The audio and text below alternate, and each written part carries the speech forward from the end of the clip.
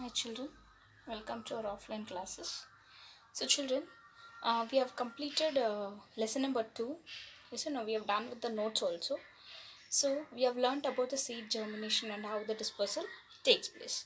So now we'll move on with the next chapter, that is lesson number 3, that is reproduction in animals. We'll move on with reproduction in animals. So we have learned the reproduction in plants. Now we'll be learning reproduction in animals. Children, as we know that even in grade 3 and grade 4 also we have learned something about reproduction. There is a first and foremost characteristic of a living thing is to reproduce. So the main characteristic of an living thing is to reproduce. That is what we learned, that is living things will reproduce. Yes or no? So what we know before in grade 3 and grade 4, what we have learned, that is we know that living things will reproduce. So no, we learned the living things will reproduce. Next, human beings, we already know that human beings will give birth to young ones. We have already known that human beings will start giving birth to young ones, as well as some animals. We already know that some animals will also give birth to some animals will also give birth to will also give birth to young ones. Yes or no? Will also give birth to young ones. Not all the animals will give birth to young ones, but some animals will give birth to young ones. As well as we already know that some of the animals, okay, some animals and birds will lay eggs. Okay, we know that will lay eggs. They also reproduce by laying the eggs. These are the things which we know already. Already we know all these things. That is, living things will reproduce. Living human beings give birth to young ones. Some animals will also give birth to young ones. Some animals and birds will lay eggs. Now, in this chapter, okay, that is in lesson number 3, what we are going to learn, okay. So, come, let's know what we are going to learn, okay. What we are going to learn is the first thing, the different ways of reproduction. Okay, we are going to learn how how the animals are going to reproduce in different ways. Okay, you can easily tell that different ways of reproduction, how animals are going to reproduce in different ways. Okay, different ways of reproduction. So in this lesson we are going to learn how the animals are going to reproduce in different ways. Next, we are going to learn, okay, about viviparous and oviparous animals. About viviparous and oviparous animals. Okay, we are going to learn about viviparous and oviparous animals. Next, after learning about viviparous and oviparous animals, next we are going to learn about the types of oviparous animals. We are going to learn types of oviparous animals. Okay, types of oviparous animals. Next we are going to learn parts of an egg. Parts of an egg. We are also going to learn about parts of an egg. Next we are going to learn the life cycle of butterfly. Okay, we are going to learn life cycle of butterfly, as well as we are also going to learn about the life cycle of frog. And the last one we are going to learn is about the parental. We are going to learn about the parental care. That is how the parents are going to take care of their young ones. So in this chapter we are going to learn the different ways of animals, how do they reproduce. Next, about viviparous and oviparous animals, as well as types of oviparous animals. Next, parts of an egg. Next, life cycle of a butterfly and life cycle of a frog, as well as at the last we are going to learn about the parental care. So these are the things which we are going to learn in this chapter. Okay, so next we'll move on with. So children, we already know that uh, on this life to exist, okay, we already know that on the earth the life has to exist. and we will not be living forever. Yes or no? We will not be living forever. So we have to leave something behind. Yes or no? We have to keep something behind so that the life should exist on this planet Earth. Okay, so that one thing which we have to leave behind is nothing but the reproduction. Okay, what we are going to leave about? We are going to speak about reproduction. Okay, so on the life to exist, okay, on the life to exist on this planet, the living things has to reproduce, because even we don't stay permanently, we don't stay here on the earth for permanent or forever. So something we have to leave it behind. For that purpose, reproduction is needed. So all living things should reproduce. The main characteristic of living things is to reproduce. We already learned from the grade 3, that is giving birth to or producing the young ones of, or producing one of its own kind. The process of the living things to produce one of the own kind, we call it as reproduction. Okay, the process to produce, okay, the process of producing the young ones of its own kind. Okay, the process of producing the young ones of its own kind, we call it as reproduction. Reproduction means the process of producing the young ones. Okay, the process of producing the young ones of its own kind, we call it as reproduction. So in reproduction, there are two methods. Now we will learn what are the two methods in reproduction.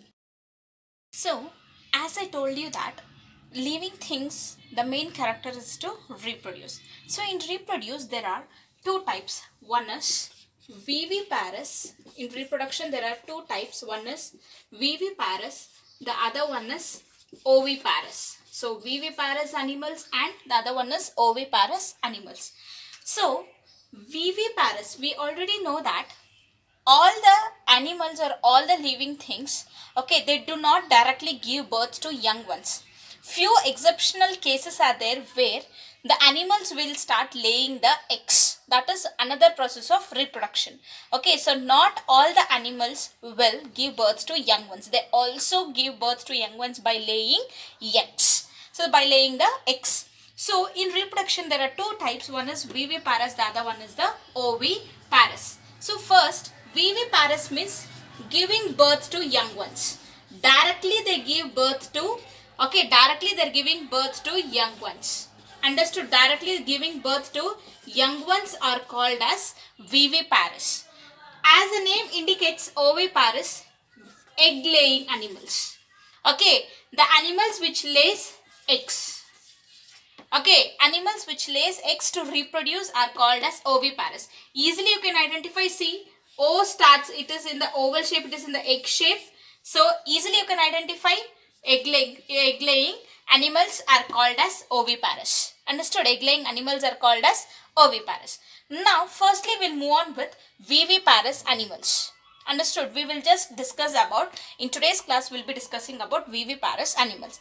As we know that viviparous animals are not nothing but directly giving birth to young ones are called as viviparous animals.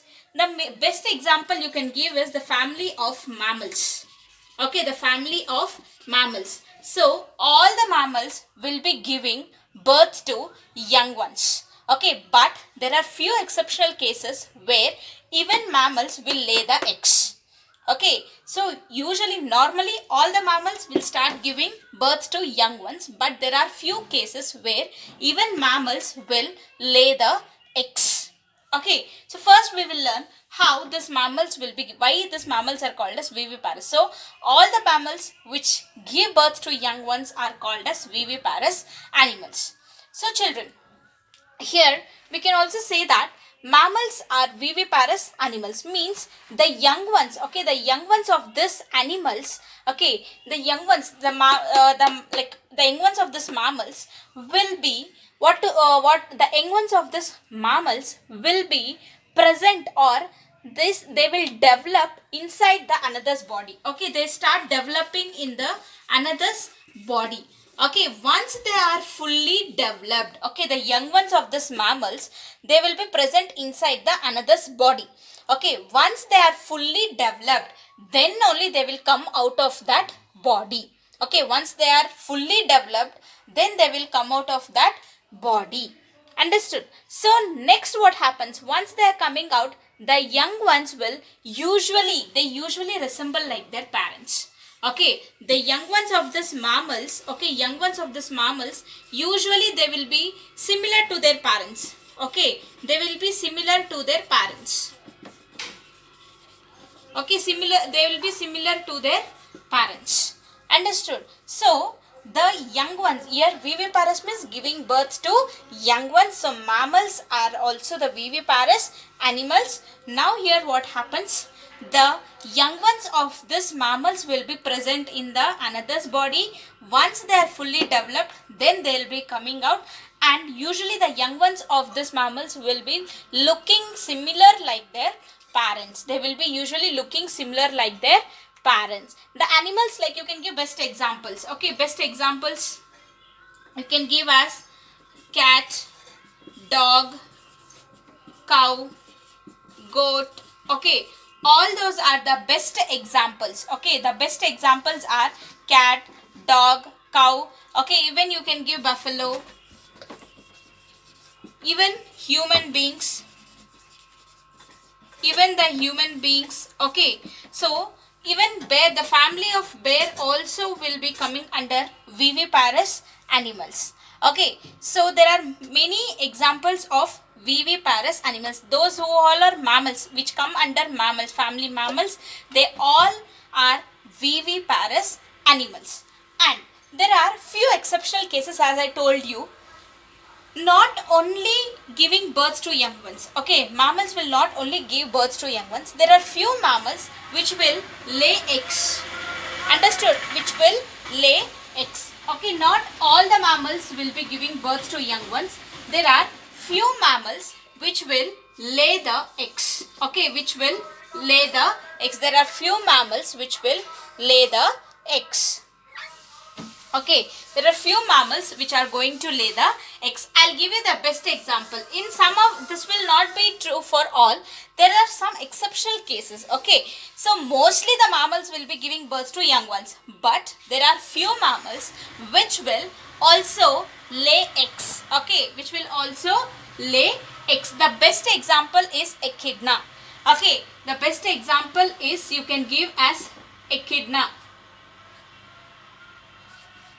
Okay, the best example, which the mammals which lay eggs. Okay, the best example you can give as echidna. Okay, the best example is echidna.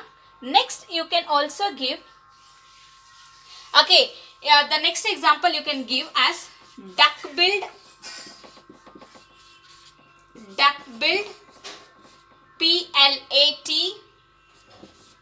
platypus, platypus. Okay, the other example you can give as platypus, platypus. Okay, the other example, which that is the other example of mammals which lay eggs are which lay eggs is duck-billed platypus as well as echidna. Duck-billed platypus as well as echidna. So here what happens? So these are nothing but which lays eggs. Okay, mammals which lay eggs. So usually this mammals, okay, they will feed their young ones. Okay, they will feed their young ones by milk, by their own milk. Okay, by their own milk they feed their young ones. Understood? By their own milk they start feeding their young ones. When it is small they start feeding. Once it is developed, okay, once it is developed and when it starts performing its own activities, okay, when it starts performing its own activities, okay, when they can take care themselves, they will just let them.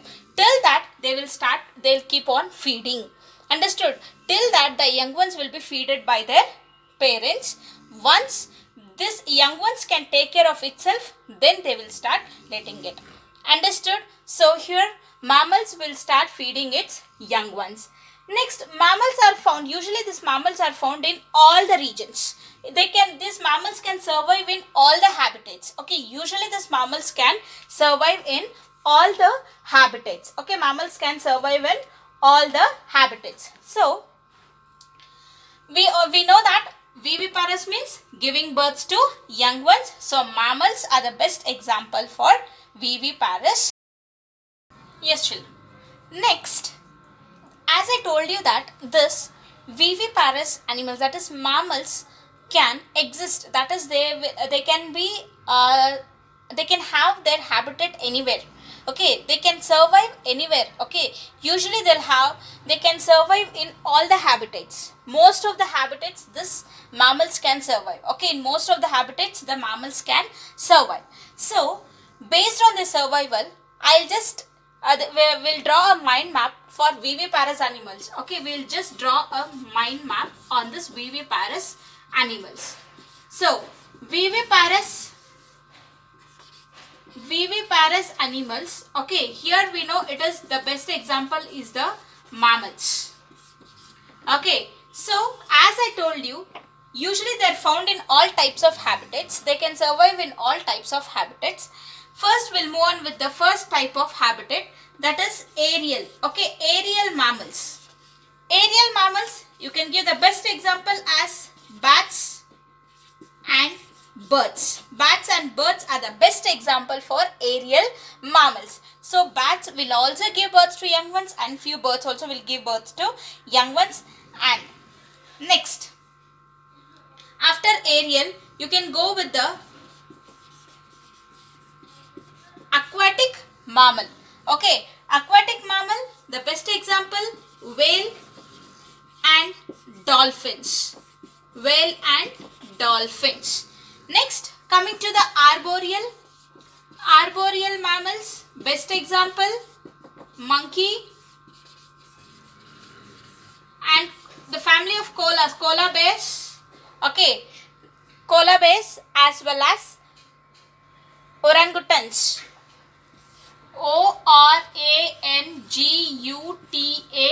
orangutans, orangutans. So those are arboreal mammals. Next, coming to terrestrial mammals, you can give examples like cow, dog. Okay, cow, dog, goat, human beings. Even human beings are also terrestrial mammals. So based on the habitat, the mammals will be classified into four, that is aerial, aquatic, arboreal and terrestrial. Understood? So these are nothing but the few things about the viviparous. As I told you, the oviparous are nothing but the egg-laying animals. So the animals which lay eggs are called as oviparous animals, and oviparous animals are being classified based on their habitat. They are being classified into three types, which we will be learning in the upcoming classes. Bye children.